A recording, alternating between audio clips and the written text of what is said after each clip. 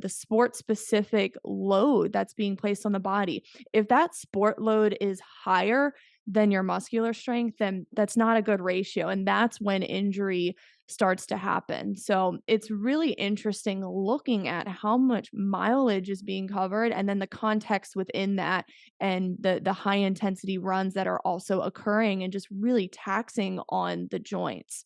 So Mhm. Emily, anything you want to add there? That's great because it reminds me of a conversation I was just having this morning with one of our parents of an athlete who she's a soccer goalie. She is 13 years old, just went through puberty. I've known her pre-puberty. I know she's gone through puberty because I've seen this kid grow a million inches. And about 4 months ago, she injured her elbow. It seemed to be a OCD, so it seemed to be a type of oh my god, cartilage injury.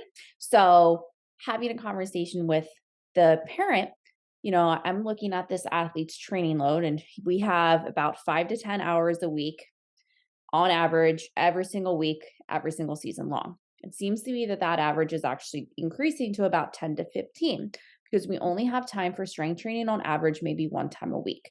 So she has spent, when I look at her amount of attendances, she has spent more than 6 months out of the year training only one time a week. Well, the parent was concerned that maybe doing cleans is what's causing, the elbow injury. And I had a conversation of, well, let's think like she's here about one time a week. The cleans, it seems from an outsider, it's an elbow movement, it's actually a lat movement. But even with that, if we think of exposure time, if we think she's doing on average about 15 reps of a clean, only 3 of those reps are a little bit heavier than the week before. She's doing that once a week, multiply that by her weight, and that's the load imposed.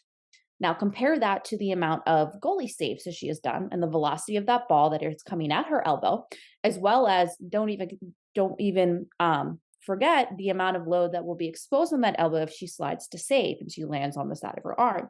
Just from an exposure time standpoint, the probability of her getting injured from a clean is far less when compared to the probability of her getting injured from repeated contact times of saving a ball without enough strength in the musculature.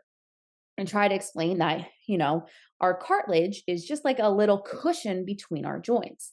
So, without enough muscular strength and coordination, as well as bone density, that force, every time she saves it, has to go somewhere. And it's going to go to the cartilage. And the cartilage is going to, over time, have those micro injuries that then turns into a big inflammation. And she needed a cast and she was out for about 4 months. I understood from an outside perspective why we might be hesitant towards doing a clean. And instead, I recommended she needs to start coming in at least 2 to 3 times a week during this winter season, because this indicates that her body is nowhere near as strong as it needs to be to handle as much exposure that she's experiencing on the field. And if we just think in terms of those simple probability in terms of, what's my contact time? What's my exposure of one thing compared to the next? Of course, it seems pretty logical that if you're doing way more sport than preparation, the way more sport is going to be the cause of the injury and not the movements that we're doing in preparation, especially because we know strength training is really the only modality that can reduce the chance of injury by 50%, up to 70% in adolescent female athletes. But that's only if we're doing at least 2 times a week of training for at least 12-week periods at a time.